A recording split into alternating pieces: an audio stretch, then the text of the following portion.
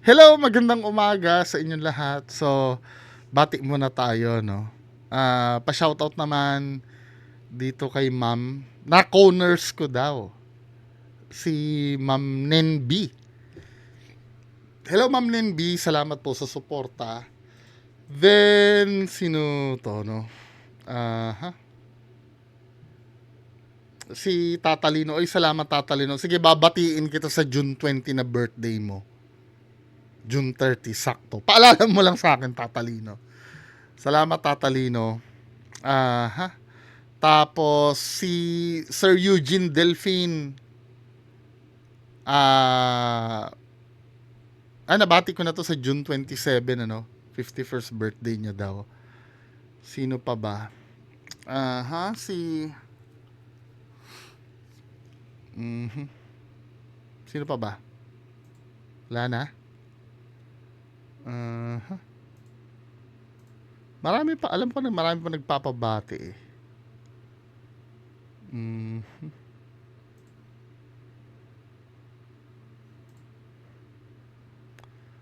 puro Sergey Bin ano? Oh, Christine Garcia, mamayang alas 2. Shoutout sa'yo. Mm, sino pa ba? Wala nagpapabati. Mm, mm,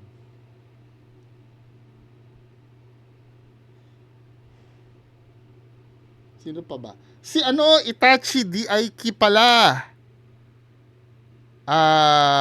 Meron siyang ano, si Sir Charles. Sa Japan, may ramen shop siya sa Japan. Ito yung ano, Iko Koryu yung ano niya. Hello! Pag pumunta daw kami ng Japan, ito yung ramen shop niya sa Japan. Oh. Pakain tuloy ako ng ramen.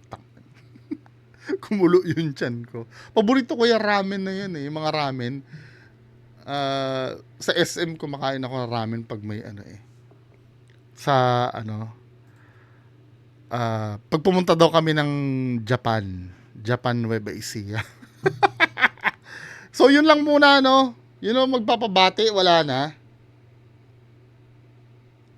Wala na. So, proceed tayo dito. Oy, si Tito Norms nagpakita na.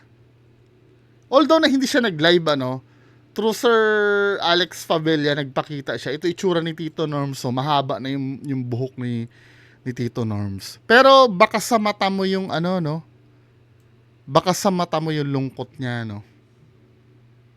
Hindi na siya yung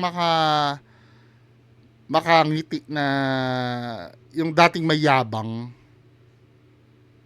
Ano na rin eh, lawlaw na rin yung eyebag ni Idol eh. Halataan mong may pinagdadaanan talaga siya. Alam naman natin, di ba, napicturean siya dun sa isang slot machine na natutulog. Sa akin, for me, meaningful yun eh. Ibig sabihin, hindi siya makatulog doon sa kwarto. Pumupunta siya sa casino floor at doon siya nakakatulog. Di ba? Ito siya ngayon, no? Yung kasama siya ni Sir Alex Pabella. Morning sa Nagpaplastikan. inyo. Nagpaplastikan sila. Alam mo ba nasabi ko nagpaplastikan? Di ba tinitira niya ito pag nakatalikod, di ba?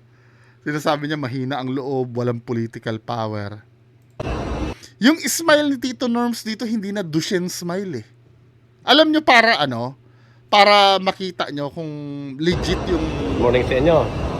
yung para makita nyo kung legit yung ligaya ng tao o hindi. Ang isa sa mga tinitingnan ko dyan, yung Duchenne smile. When you say Duchenne smile kasi, ito yung tinatawag na eye smile eh. Papaliwanag ko sa inyo ha. May tinatawag kasi tayong Duchenne smile. Duchenne smile.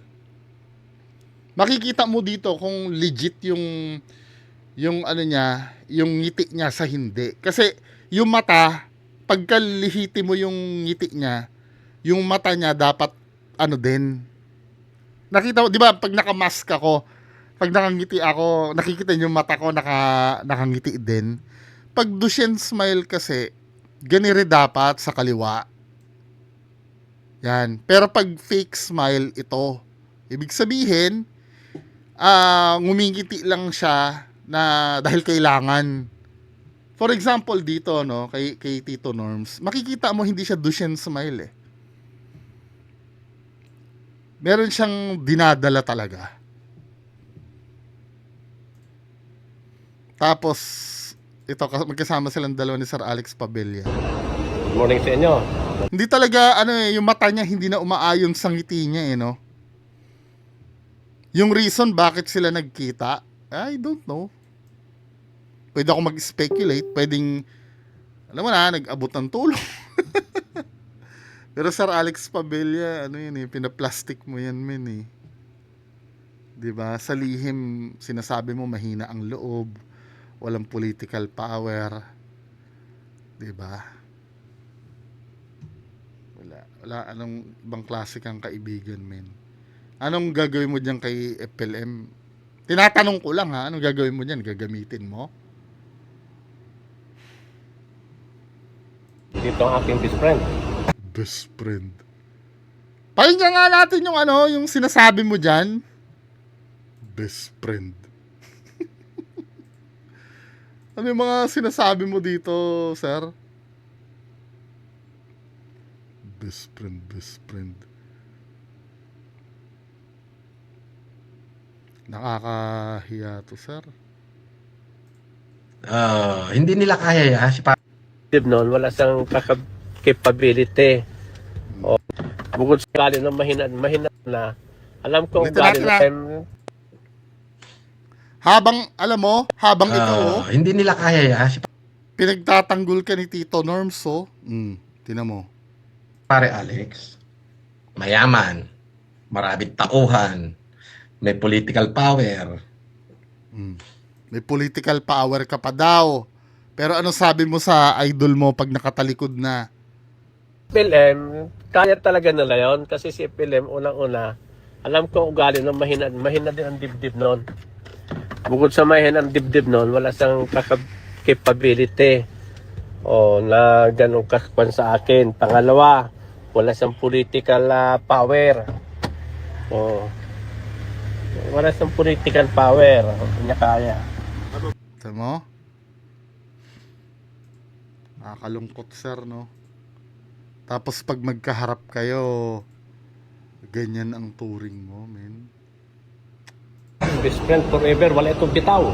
Best friend forever. Pero tinan mo yung action ni Tito Norms, no? Tinan mo yung itsura niya. Iba yung smile, hindi siya Duchenne smile talaga eh.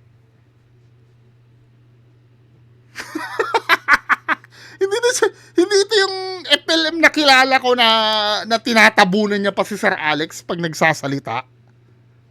'Di ba? Kahit sariling vlog ni Sir Alex Pabella, tinatabunan niya yan eh. Pero ito, men, no? Good morning sa inyo. Nandito ang aking best friend. Best friend forever, wala itong bitaw. Oo. Di siya tumitingin sa camera, oh. Pare, konting kamay lang. Oy, good morning. Anak ng Hindi na siya interesado sa social media. May trauma na talaga si Tito Norms. Tito Norms, ano na nangyari sa'yo, Tito Norms? Hindi mo na ako mahal?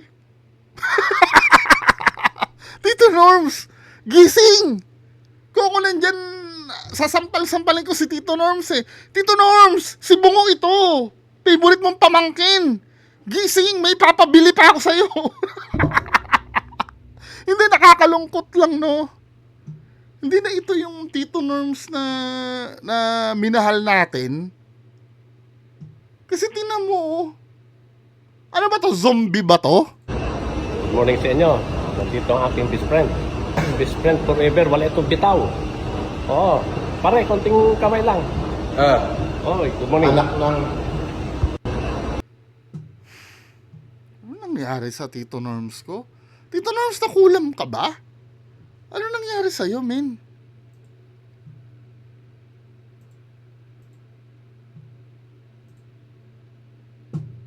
Nakaka nakakalungkot din, ano?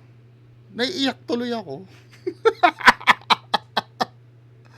Tapos may video pa dito. Hindi, kay ano pala yon, kay Tita Marbs ko nakita. Alam mo naman tayo, no, yung mga tito at tiyahin natin, mga reliable na ano. Ito, oh. Ba't ano nangyari sa Tito Norms ko? Pinapakain nyo ba yan dyan? Ay, ano ta?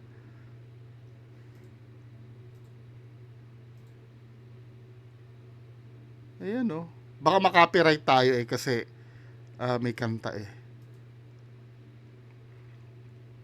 Sabi nga basta friendship na wala daw wala daw money involved, sabi.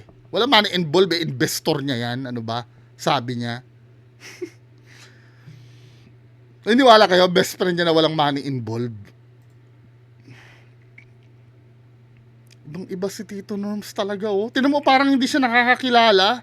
Alam mo yung matanda na pag binisita mo na, yung nangingilala na ganun? Anong nangyari kay Tito Norms ko?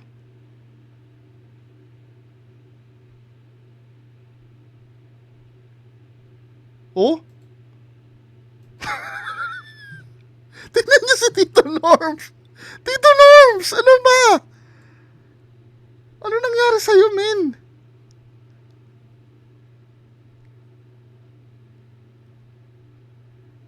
Oh? Ano ba nangyari? Wah? Ano sa inyo kay Tita Marv? So, ano siya eh? Anong tawag dito? Ano, yung parang DJ. DJ itong si Tita Marvs ko eh. Alam ko, miss nyo na si Boss FLM. Maraming Si Mandirigma, ano daw, naiiyak. Animal na to. Iyak-iyak.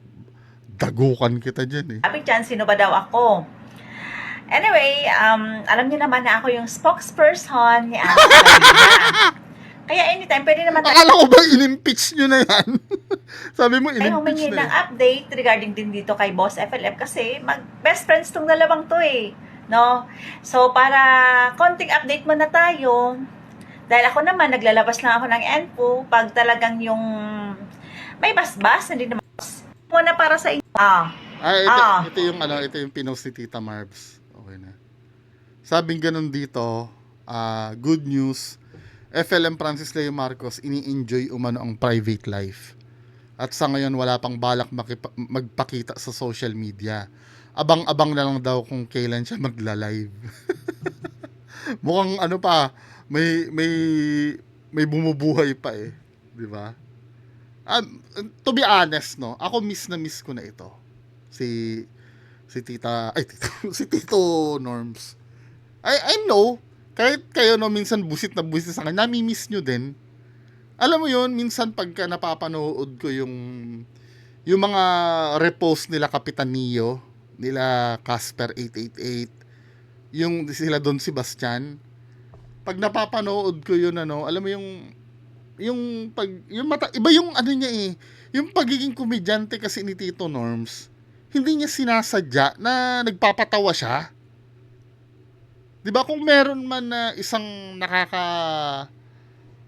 nakakagalak na ano, nakatangian si Tito Norms, isa 'yon.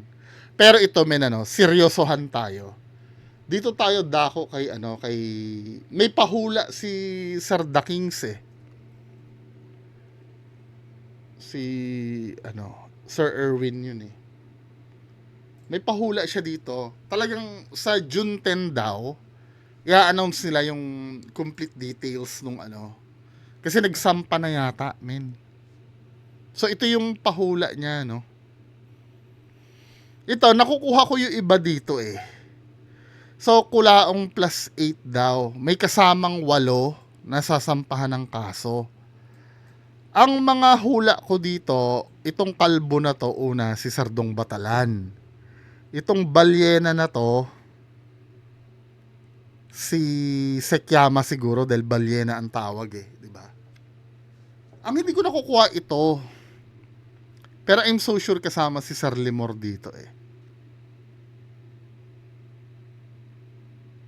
Sino tong alien? Si Ginorbin? Kilala niyo si Ginorbin? Hindi, sino kaya yung ano? Itong, ano naman to, mag-asawa, di ba vampire ito?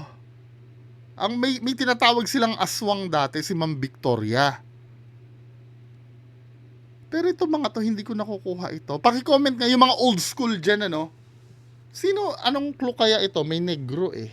Sino negro? Ang mga kilala ko kasing kasama ni Nalon, wala na kasi si Ma'am Eliza D eh. Patay na eh. Ma'am Eliza D. Si Cesar, asawa ni Ma'am Yama, kasama ba?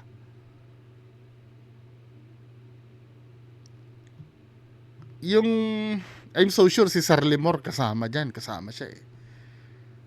Si Dong Batalan hindi mawala. Pero itong balyena na to, feeling ko si Ma'am Yama to. Balyena kasi ang tawag kay Ma'am Yama. 100% ako. Sino tong alien? Paano naging clue yung alien? Tingnan nga tayo sa comment section.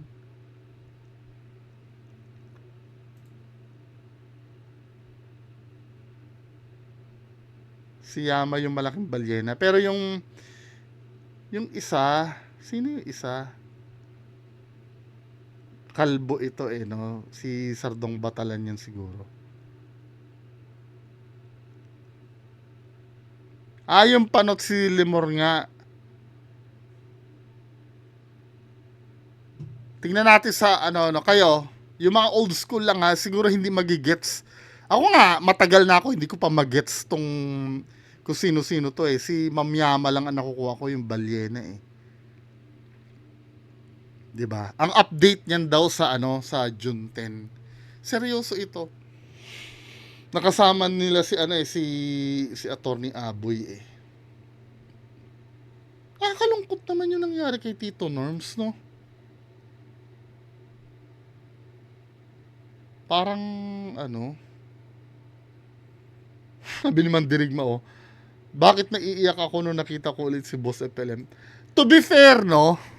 To be fair, ako naiintindihan ko siya kasi nakaramdam din ako ng, alam mo yung tsuhin mo na matagal mo nang hindi nakita. Naging emotional din ako ng konti nung nakita ko si Tito Norms. Promise. Well, tingnan natin ang mangyayari, no? Nakakamiss din, no? Si Tito Norms. Anyway, yan lang po muna pag-uusapan natin. Magandang umaga sa inyo lahat. Bye-bye.